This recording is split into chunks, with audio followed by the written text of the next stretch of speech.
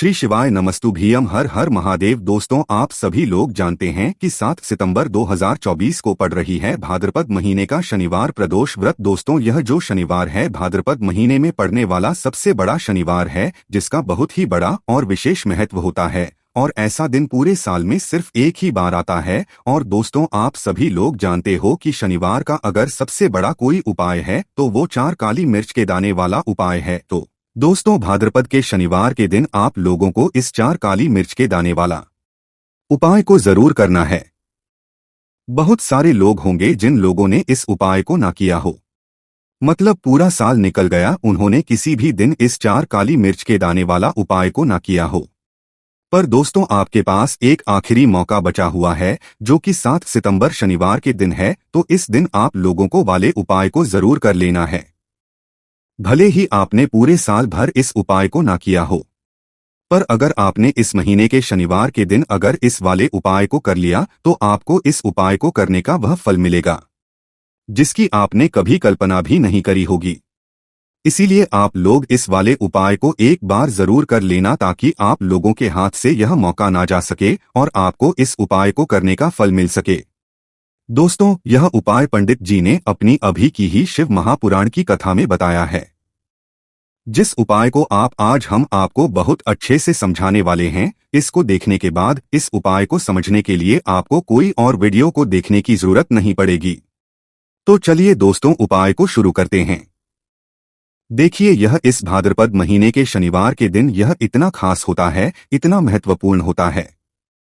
देखा है कभी कभी बड़े बड़े पूजा पाठ अनुष्ठान से जो मनोकामना पूर्ण नहीं होते, वह भाद्रपद महीने के दिन एक छोटे से उपाय करने से आपकी मनोकामना पूर्ण हो जाती है। और बहुत सारे ने इस उपाय को किया भी है और उनको इस उपाय को करने का फल भी जरूर मिला है। अगर आप लोग भी इस उपाय को करना चाहते हैं तो आप इस उपाय को पहले अच्छे से समझ लेना, सुन लेना, उसके बाद करना। आपको इस उपाय का फल जरूर मिलेगा। और इस उपाय को कर लेने से आपके घर में चाहे किसी भी प्रकार की दुर्घ और समस्या क्यों ना चल रही हो, आपको उसका कारण भी नहीं पता है कि भाई यह समस्या किस कारण से चल रही है। उसका कुछ भी कारण हो सकता है, जैसे पितृ दोष हो सकता है या किसी भी तरह का मंगल दोष भी हो सकता है। तो इस दिन आप लोगों को यह वाला उपाय कर लेना है। यह एक ऐसा उपाय है जिस उपाय को अगर किसी विशेष दिन पर किया जाए तो भाई उस विशेष दिन का जो है वह तो हमें मिलता ही मिलता है, पर हमने उस दिन पर इस उपाय को किया है तो हमें उससे भी बड़ा फल मिलता है। और फल बहुत जल्दी मिलता है, क्योंकि आप इस उपाय को बहुत ही बड़े और विशेष दिन पर कर रहे हो। चलिए अब उपाय के बारे में बात करते हैं, लेकिन उससे पहले आप लोगों को यह जानना आवश्यक है कि आखिर यह उपाय किस समय करना है, किसको करना है और कैसे करना है। तो चलिए हम आगे आपको वीडियो में एक एक करके बता देते हैं। तो दोस्तों, इस 4 काली मिर्च के दाने वाला उपाय को हमें इस शनिवार के दिन कैसे करना है, किसको करना है, किस समय करना है और कहां पर करना है, यह सारे सवालों के जवाब आपको वीडियो में मिल जाएंगे। और जो यह वीडियो देखेगा भाई, उसको 4 काली मिर्च के दाने वाला उपाय जरूर करना चाहिए, क्योंकि इस दिन काली मिर्च का भी बहुत ही बड़ा और विशेष महत्व होता है। और जब है और यह एक बहुत ही बड़ा उपाय हो जाता है इस शनिवार का, तो अब दोस्तों, इस 4 काली मिर्च के दाने वाला उपाय को आखिर करना किसको है, सबसे पहले हम लोग अब बात जान लेते हैं। तो देखो, घर की जो बड़ी माताएं बहनें होती हैं, उन माताओं बहनों में से कोई एक बड़ी माता बहन इस वाले उपाय को कर सकती है। और दोस्तों, अगर आप चाहे तो अपने घर में से सभी सदस्यों को भी इस उपाय को करवा सकते हैं। अगर किसी व्यक्ति की खुद की कोई मनोकामना है, खुद की कोई दुख और परेशानी है जो कि वह अपने लिए ही करना चाहता है, इस वाले उपाय को तो वह खुद अपने लिए भी कर सकता है। बाकी अगर कोई घर में से ऐसा है जो कि अपने पूरे घर परिवार की सुख और शांति के लिए यह वाला उपाय करना चाहता, तो भाई वह भी कर सकता है, उसमें भी कोई दिक्कत वाली बात नहीं है। कहने का मतलब ये है कि इस उपाय को हर एक सदस्य भी कर सकता है। और पूरे घर परिवार के सदस्य के लिए घर की बड़ी माताओं बहनों में से कोई एक माता बहन भी कर सकती है। माताएं बहनें अगर घर में उपस्थित ना हो या वह यह वाला उपाय ना कर पा रही हो, तो फिर घर का कोई बड़ा सदस्य भी इस 4 काली मिर्च के दाने वाला उपाय को कर सकता है, चाहे फिर वह क्यों ना हो, उसमें कोई भी दिक्कत वाली बात नहीं है। अब दोस्तों, यहां पर है, देखो, हमें शिवलिंग के पास में जाकर करना है। बहुत सारे लोग प्रश्न करते हैं हर एक उपाय को करते समय क्या हम इस उपाय को घर पर या मंदिर में कर सकते हैं?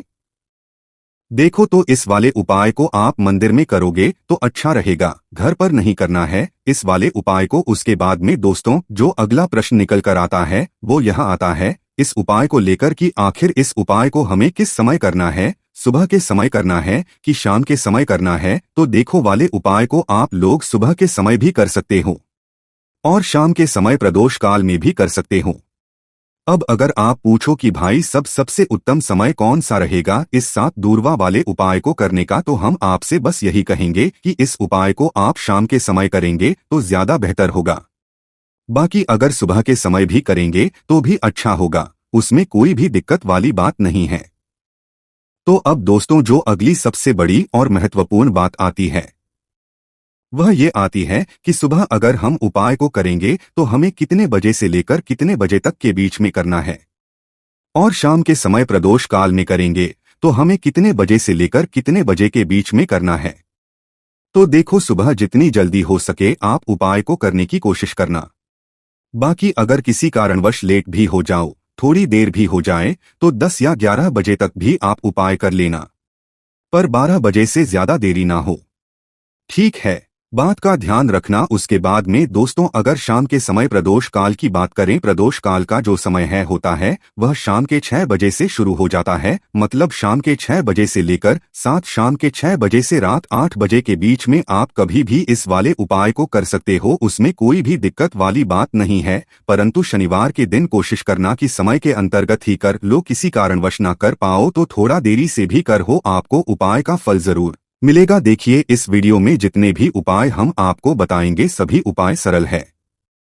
देखो गुरुजी ने कहा है कि शनिवार के दिन आपको 4 काली मिर्च के दाने वाला उपाय तो अवश्य ही करना चाहिए। वीडियो के अंतिम में आपको उपाय बताया है जो आपको करना है। देखो आगे बढ़ने से पहले वीडियो को एक लाइक जरूर करें। देखो सबसे पहला उपाय, यदि आपके जीवन में कर्जा बहुत अधिक है, आपके जीवन में संकट बहुत अधिक रहते हैं, आपके ऊपर बहुत विपदा आ रही है, बार बार आपको अपने व्यापार में और अपने धन में हानि देखने को मिल रही है, यानी कि आपको प्रत्येक कार्य में हानि हो रही है, तो आपको यह उपाय करना चाहिए। देखिए इस उपाय के लिए आपको 4 काली मिर्च के दाने आपको लेने हैं। ठीक है, तो चलिए सबसे पहले बात कर लेते हैं। काली मिर्च के 4 दाने आपको अपने घर में करना है, और इस छोटे से उपाय को करके कैसे आप अपने जीवन में बड़े से बड़े दुश्मन से छुटकारा पा लेंगे, आपके गुप्त शत्रु भी आपका कुछ बिगाड़ नहीं पाएंगे।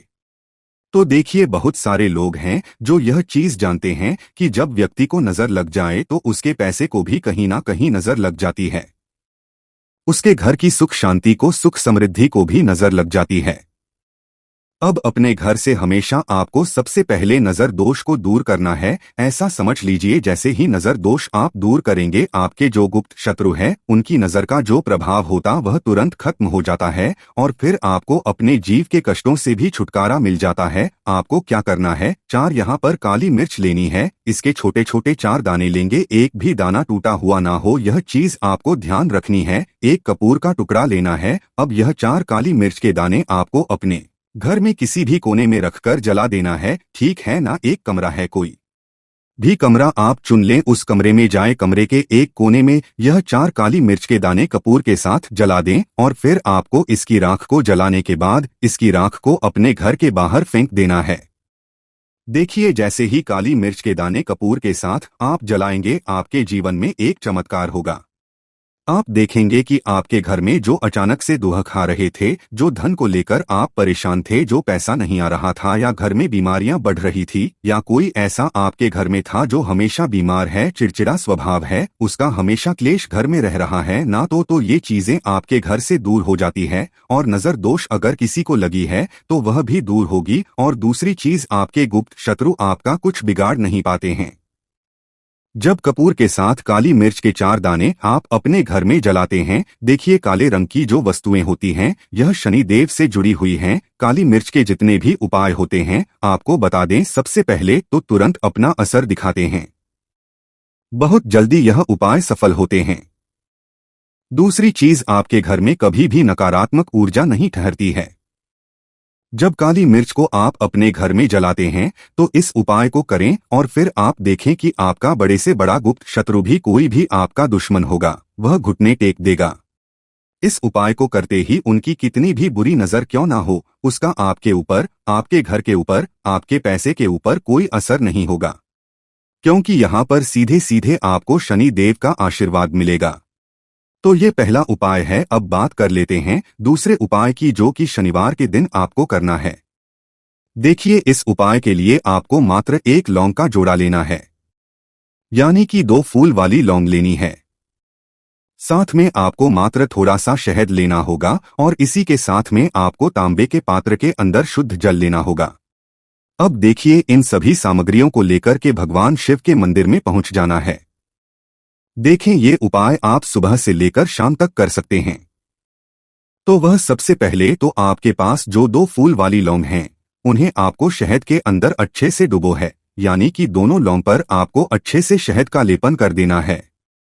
अब आपको जो आपके पास एक लोटा जल है, सबसे पहले तो उसे शिवलिंग पर धीरे धीरे समर्पित करना है और श्री शिवाय नमस्तुभ्यं इसका जाप करते हुए समर्पित कर देना है। अब आपके पास फूल वाली लौंग है, शहद से उसे आपको शिवलिंग पर अर्पित करना है और आपको प्रार्थना करनी है कि जीवन में जो रोग की स्थिति है वह समाप्त हो, जीवन के जो संकट और समस्याएं हैं वह सभी समाप्त हो, जीवन से जो कर्ज की समस्या है वह समाप्त हो। इस प्रकार से प्रार्थना करते हुए यह जो 2 फूल वाली लौंग ही शहद संयुक्त, इससे आपको शिवलिंग पर अर्पित कर देनी है। आपकी जो भी समस्या होगी इस शनिवार के अवश्य ही समाप्त हो जाएगी। तो इस प्रकार से आपको पहला उपाय करना है। अब हम बात कर लेते हैं दूसरे उपाय के बारे में। देखिए, यह उपाय आपके लिए सर्वश्रेष्ठ होने वाला है। देखिए, इस उपाय के लिए आपको मात्र 5 हरे मूंग के दाने आपको साबुत लेने हैं, खंडित नहीं होने चाहिए। इस बात का ध्यान रखें। और इसी के साथ मैं आपको एक तांबे के पात्र के अंदर अपने घर से शुद्ध जल ले लेना है। अब इन सभी सामग्रियों को लेकर के आपको सीधे पहुंच जाना है भगवान शिव के मंदिर में। देखिए, इस उपाय को भी आप सुबह भी कर सकते हैं और शाम के समय में भी कर सकते हैं। देखिए, भगवान शिव के मंदिर में पहुंचने के बाद आपके पास जो 5 हरे मूंग हैं, उनमें से पहला जो हरा मूंग है, आपको शिवलिंग के सामने जो नंदी महाराज होते हैं और उनका जो पैर उठा हुआ होता है, वहां पर आपको पहला हरा मूंग समर्पित कर देना है और आपको शिवाय इसका जाप कर लेना है। फिर आपको दूसरा हरा मूंग लेना है और शिवलिंग पर जो श्री गणेश जी वाला स्थान होता है, वहां पर आपको यह दूसरा हरा मूंग समर्पित कर देना है, यानी कि शिवलिंग के सीधे तरफ आपको यह दूसरा हरा मूंग समर्पित करना है और फिर आपको शिवाय या फिर श्री गणेशाय इसका जाप कर लेना है। तीसरा हरा मूंग का दान आपको भगवान शिव की सबसे प्रिय पुत्री माता अशोक वाले स्थान पर समर्पित करना होगा। शिव की जो जलाधारी होती है, जहां से जल बहकर के आता है, उसी जलाधारी के बीच में जो कहीं कहीं उठी हुई लाइन होती है सांप की आकृति के रूप में, वहीं पर आपको तीसरा हरा मूंग समर्पित करना है और फिर आपको ओम नमः शिवाय इसका जाप कर लेना है। अब दोस्तों, चौथा जो हरा मूंग है, उसे आपको भगवान कार्तिकेय जी का जो स्थान होता है शिवलिंग पर, वहां पर आपको यह चौथा हरा मूंग का दाना कर देना है और आपको इसका जाप कर लेना है। अब दोस्तों, आपके पास जो 5वां और अंतिम हरा मूंग बचा हुआ है, उससे आपको उससे जल के पात्र के अंदर डाल देना है और इस हरे मूंग से युक्त जल से आपको भगवान शिव के शिवलिंग का अभिषेक कर देना है। जल आपको बिल्कुल धीरे धीरे समर्पित करते जाना है और लगातार आपको शिव महापुराण के मूल श्री इसका जाप करते रहना है। फिर आपको के सामने बैठकर, यदि आप अपने बच्चों के लिए यह उपाय कर रहे हैं, यदि आप अपने बच्चों की बुद्धि, ज्ञान और विवेक के लिए उपाय कर रहे हैं, तो उसके लिए आपको प्रार्थना कर लेनी है। या फिर व्यापार में वृद्धि करने के लिए यह उपाय कर रहे हैं, तो उसकी कामना करते हुए आपको प्रार्थना कर लेनी है। या फिर अपनी नौकरी के लिए कर रहे हैं, या फिर अपने इंटरव्यू के लिए, या फिर धन की प्राप्ति के लिए कर रहे हैं, जिस भी कामना के लिए आप उपाय कर रहे हैं, उसे परिपूर्ण के लिए आपको महादेव से प्रार्थना कर लेनी है और फिर आपको वापस अपने घर आ जाना है। पूज्य गुरु जी ने कहा है कि जो भी व्यक्ति इस उपाय को कर लेता है, तो यकीन मानिए आपके जीवन की जो सारे संकट, कष्ट और बाधाएं ही वह सभी समाप्त होंगे। अब हम बात करते हैं अगले उपाय की। इस उपाय के लिए आपको एक दीपक लेना है। दीपक आप मिट्टी का भी ले सकते हैं और शुद्ध आटा मढ़कर उसका दीपक भी आप तैयार कर सकते हैं। के अंदर गोल बाती का प्रयोग करना है और दीपक के अंदर आपको शुद्ध घी का प्रयोग करना है। इसी के साथ में आपको मात्र एक फूल वाली लौंग लेनी होगी। अब यह एक दीपक और एक फूल वाली लौंग लेकर के सीधा आपको पहुंचना होगा बरगद के वृक्ष के। वहां पर देखिए, सबसे पहले तो आपके पास जो एक फूल वाली लौंग है, उससे आपको बरगद के वृक्ष की जड़ में समर्पित करना है। देखिए, अगर आपके जीवन में कोई भी बड़ा संकट आने वाला है, कोई भी बड़ा कष्ट आने वाला है, तो वह इस उपाय के माध्यम से दूर होने वाला है। महादेव की विशेष कृपा रहेगी कि जो भी संकट आपके जीवन में आने वाला होगा वह भी दूर हो जाएगा। तो आपको एक लौंग समर्पित करनी है बरगद के वृक्ष की जड़ में, और वहीं पर आपको जो है गोल बाती वाला दीपक जो आप लेकर के गए हैं उससे भी वहां पर प्रज्वलित कर देना है, वट केयर करते हुए। देखिए, जब भी आपको जीवन में इस साल लगने लगे कि आपके जीवन में कुछ भी अच्छा चल रहा है, तब भी आपको ये उपाय करना है। तो इस प्रकार से आपको यह उपाय करना है। अब हम जान लेते हैं चौथे विशेष उपाय के बारे में। देखें, यदि आपके विवाह में, शादी में कोई भी समस्या आ रही है, यदि आपका जो कर्ज है वह दिन पर दिन बढ़ते ही जा रहा है, तो आपको यह चमत्कारी उपाय करना चाहिए। कोई भी समस्या अगर जीवन में है तो उसे दूर करने के लिए आपको यह उपाय करना चाहिए। मंगल दोष से जुड़ी हुई समस्या है तब भी आपको यह उपाय करना चाहिए। देखिए, इस उपाय के लिए आपको एक तांबे के पात्र के अंदर अपने घर से शुद्ध जल लेना है, और इसी के साथ में आपको एक चुटकी लाल चंदन लेना होगा। अब आपको क्या करना है कि जो लाल चंदन आपने लिया है उसे आपको उससे जल के पात्र के अंदर डाल देना है, और यह जल जो है आपको लाल चंदन से युक्त तैयार कर लेना है। और यह लाल चंदन से युक्त जल आपको भगवान शिव के मंदिर में लेकर के पहुंचना है। यह उपाय भी आप सुबह से लेकर के शाम तक कर सकते हैं। अब दोस्तों, यह जो लाल चंदन से युक्त जल है, इससे आपको भगवान शिव के शिवलिंग पर धीरे धीरे अर्पित कर देना है, और आपको लगातार श्री इसका जाप करते रहना है। देखिए, यदि आपके जीवन में विवाह से युद्ध समस्या चल रही है तो आपको मंगलेश्वर महादेव का स्मरण करना है, और जीवन में अधिक कर्ज की समस्या है तो आपको आरण मुक्तेश्वर देव का स्मरण करना है। देखना, एक दिन आपकी सब तरह की समस्या जल्दी ही समाप्त हो जाएगी। तो इस प्रकार से आपको यह चौथा उपाय करना है। दोस्तों, साल में वैसे बहुत गणेश चतुर्थी पड़ती है, पर ये वाली जो गणेश चतुर्थी है 7 सितंबर को जो पड़ने वाली है भाई, इसका बहुत महत्व है, और ये साल की सबसे बड़ी चतुर्थियों में से एक चतुर्थी है। ठीक है, इसलिए आप लोगों को इस गणेश चतुर्थी के दिन को बिल्कुल नहीं छोड़ना है, मतलब 7 सितंबर के दिन को बिल्कुल नहीं छोड़ना है, और इस दिन 9 शमीपत्र वाला उपाय भी जरूर करना है अपनी मनोकामना के लिए, भगवान शिव जी को प्रसन्न करने के लिए। तो आइए दोस्तों, जानते हैं कि इस 9 शमीपत्र वाले उपाय को आप लोगों को इस गणेश चतुर्थी के दिन कैसे करना है, किसको करना है, किस समय करना है, और कहां पर करना है। क्योंकि दोस्तों, ये एक ऐसा उपाय है जो कि साल की सबसे बड़ी चतुर्थी आप लोग कर रहे हो, इस गणेश चतुर्थी के दिन आपको कर रहे हो, तो भाई आपकी ऐसी भी मनोकामना पूर्ण होगी जिसके लिए आपने सारे व्रत करके देख लिए हो, सारे उपाय करके देख लिए हो, पर ये वाला उपाय इस दिन अगर आप करते हो तो निश्चित सी बात है आपकी मनोकामना जरूर पूर्ण होगी। ठीक है, तो सबसे पहले हम जानते हैं कि इस उपाय को आप लोगों को में से किसको करना है, घर परिवार में से किसको करना है। तो देखो, वैसे ये जो उपाय है ये अपनी मनोकामना पूर्ति के लिए है। तो वैसे अगर आप अपनी खुद की कोई मनोकामना के लिए इस नवशमी पत्र वाले उपाय को गणेश चतुर्थी के दिन कर रहे हो तो आप लोगों को खुद से ये उपाय करना है। और अगर घर का कोई एक बड़ा सदस्य, मुख्य सदस्य अपने पूरे घर परिवार की सुख और शांति के लिए ये वाला उपाय करना चाहता है कि उसके घर के सभी सदस्य खुशी रहें, सुखी रहें, तो भाई उस जगह पर घर का जो एक बड़ा सदस्य होगा, विशेष रूप से घर की बड़ी माताओं बहनों में से कोई भी एक माता बहन जो है, इस नवशमी पत्र वाले उपाय को गणेश चतुर्थी के दिन कर सकती है। बाकी किसी की भी अगर कोई खुद की मनोकामना है तो वो अपने लिए अलग से इस नवशमी पत्र वाले उपाय को कर सकता है, और पूरे घर परिवार की सुख और शांति के लिए करना है। तो घर का मुख्य सदस्य माताओं बहनों में से कोई भी एक माता बहन इस नवत्र वाले उपाय को गणेश चतुर्थी के दिन कर सकती है। इसके बाद में दोस्तों, इस उपाय को आपको किस समय करना है, सुबह करना है कि शाम के समय करना है।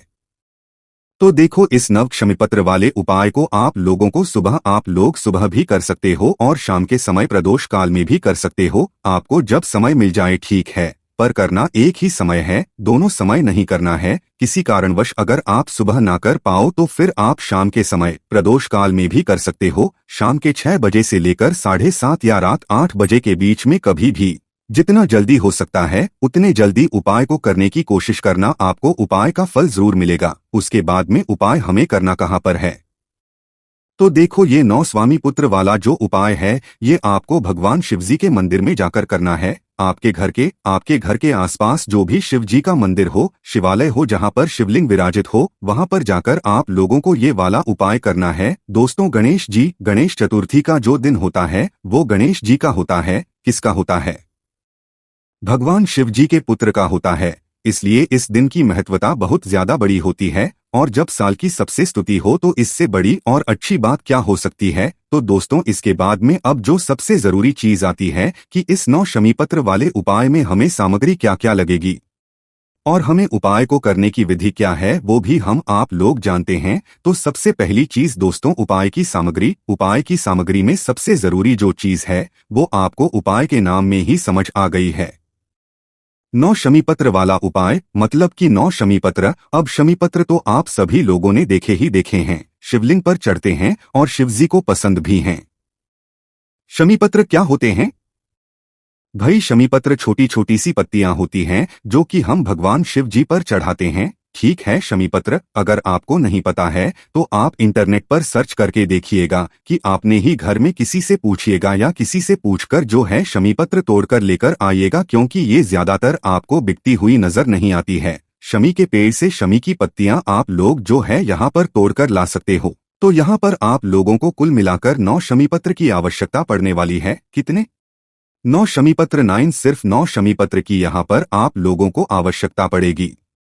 अब देखो, शमीपत्र में पत्तियां होती है तो को आप लोगों को नहीं करना है, पूरी एक छोटी सी होती है शमीपत्र की। एक शमीपत्र तो एक डगाल होगी। ठीक है, तो आप ऐसा मत करना कि छोटी सी पत्ती को एक शमीपत्र मान लो, नहीं, एक जो पूरी डगाल होती है शमीपत्र की छोटी सी, उस एक डगाल को आप एक शमीपत्र मानना, 2 मानना, फिर 3, फिर 4, इस तरीके से 9 शमीपत्र की जो छोटी छोटी सी डगाल होगी उन्हें तोड़कर आप लोग अपने पास में उपाय को करने के लिए रख लेना। ठीक है, तो कितनी हो गई आपके पास? 9 शमीपत्र। आपने सबसे जरूरी उपाय की चीज है वो आपने तैयार कर ली, पर क्या सिर्फ हमें 9 शमीपत्र लेकर ही उपाय करना है? नहीं, शमीपत्र के साथ में हमें इसके साथ में घी का दीपक भी तैयार करना है। ठीक है, उपाय चाहे सुबह करो चाहे शाम को करो। ठीक है, दीपक आप लोगों को जरूर लेकर जाना है। उपाय के साथ में ही ये जो दीपक है ये आप लोगों को लगाना है, इसलिए ध्यान रखना है ना। दीपक जो होगा वो आप आटे का भी लेकर जा सकते हो, मिट्टी का भी लेकर जा सकते हो। मिट्टी का होगा तो नया दीपक लेना पड़ेगा और आटे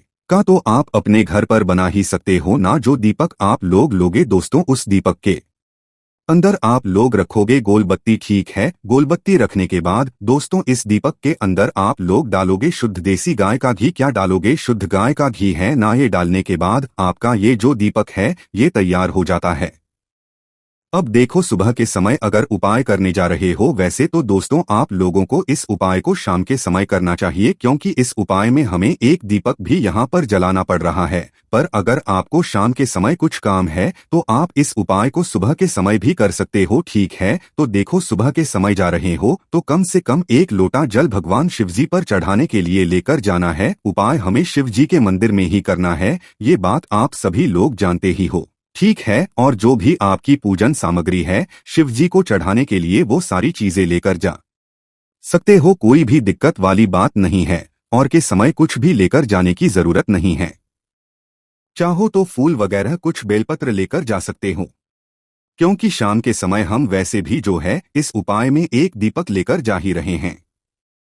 आप चाहो तो एक अलग से दीपक लेकर जा सकते हो, उपाय का जो दीपक है वो अलग ही रहेगा, इस बात का ध्यान रखना। तो करना क्या है? सुबह उपाय कर रहे हो चाहे शाम को उपाय कर रहे हो, उपाय को करने की जो विधि है वो एक सी ही रहेगी, उसमें कोई भी बदलाव नहीं रहेगा। तो देखो, सुबह चाहे सुबह उपाय करो चाहे शाम को करो, करना क्या है? सबसे पहले अपने ही घर के पास में जो शिव मंदिर है वहां पर जो है शुद्धता का विशेष रूप से इस उपाय को कर ध्यान रखना। और शुद्धता का ध्यान रखते हुए ही आप लोग अपने ही घर के पास में जो शिव मंदिर है वहां पर अपने उपाय की सामग्री और अपनी जो भी पूजन सामग्री है उसे लेकर वहां पर पहुंच जाना है। ठीक है, शिवजी के मंदिर पहुंचकर भगवान शिवजी की चौखट के दर्शन करके मंदिर के अंदर प्रवेश करके भगवान शिव जी के दर्शन करके आप लोग शिवजी के पास में आ जाओ। ठीक है, देखो, शिवजी के पास में आने के बाद यहाँ पर पहले हमें उपाय नहीं करना है, पहले पूजन अर्चना करना है। सुबह के समय गए हुए हो तो पहले पूजा अर्चना करोगे, एक लोटा जल चढ़ाओगे, जो भी आपकी पूजा अर्चना है वो सारी करोगे। ठीक है, शाम के समय गए हुए हो, अगर कुछ हुए हो तो वो चढ़ा देना, नहीं लेकर गए हुए हो तो जाकर सीधे अपना जो है उपाय कर सकते हो भगवान के दर्शन करने के बाद। तो अब करना कैसे है, जैसे ही आपके पूजन अर्चना हो जाए उसके बाद में आप लोगों को क्या करना है, भगवान शिव जी के शिवलिंग के पास में बैठ जाना है। अभी बैठने के बाद आप लोगों को अपना जो दीपक है वो अभी नहीं जलाना है, वो उपाय में हम आपको जब बताएंगे। जब जलाना है तो 9 शमीपत्र आपके पास है, एक घी का, गोलबत्ती का, शुद्ध देशी गाय का घी का जो दीपक है, मिट्टी का है, आटे का है, वो आपके पास है, तो एक ही दीपक लेना है इस उपाय में। तो भाई आप लोगों को क्या करना है, जैसे ही आपके शिवलिंग के पास में बैठते हो तो भाई आपके पास कितने शमीपत्र हैं, 9 शमीपत्र हैं ना, तो 9 शमीपत्र में से आप अपने 5 शमीपत्र अलग निकाल लो। कितने, 5 शमीपत्र 5 हैं ना, तो 9 शमीपत्र में से आप अपने 5 शमीपत्र अलग निकाल लो और 5 शमीपत्रों को निकालकर अलग रख लो। ठीक है, क्योंकि ये 5 शमीपत्र हमें एक अलग स्थान पर चढ़ाने हैं, जो कि यह भगवान गणेश जी का स्थान। आपने देखा होगा शिवजी के शिवलिंग में शिवजी का पूरा परिवार होता है, तो पूरा परिवार होता है, तो भाई शिवलिंग में जहां पर गणेश जी का स्थान होता है सबसे पहले आप वह पता कर लो। आपको पता है तो ठीक है, नहीं है तो किसी से पूछ लेना, वरना हम भी आपको बता देते हैं। देखो, शिवलिंग में जो गणेश जी का स्थान होता है वो जलाधारी के राइट हैंड साइड होता है। कहाँ पर होता है, राइट हैंड साइड होता है ना, तो शिवलिंग की तरफ से खड़े होकर देखना, मतलब आपका मुख भी उत्तर की दिशा की तरफ होना चाहिए, उस तरफ आप खड़े होकर देखना कि आपका सीधा हाथ कौन सा है ना, तो वो जो आपका सीधा हाथ होगा वही शिवलिंग का सीधा हाथ होगा ना, तो शिवलिंग की तरफ से देखने पर जो सीधा हाथ पड़े उस सीधे हाथ की जलाधारी पर, कहां पर, जलाधारी पर, जलाधारी का बिल्कुल जो कोने का भाग होता है, साइड साइड का भाग होता है, गणेश जी का स्थान होता है। तो सबसे पहले आप लोगों को अपनी 5 स्वामी पत्र अलग निकाल लेनी है, और जो 5 स्वामी पत्र आप लोगों ने निकाली है इनको एक साथ जमा लेना है, और एक साथ जमा कर जो आपकी 5 स्वामी पत्र है इसे आपको भगवान गणेश जी वाले स्थान पर समर्पित करना है। भगवान गणेश जी का नाम लेते हुए तो 5 स्वामी पत्र आपको शिवलिंग में जलाधारी के राइट हैंड साइड पर, जहां पर गणेश जी का स्थान होता है शिवलिंग में, वहां पर आपको 5 शमीपत्र समर्पित करनी है।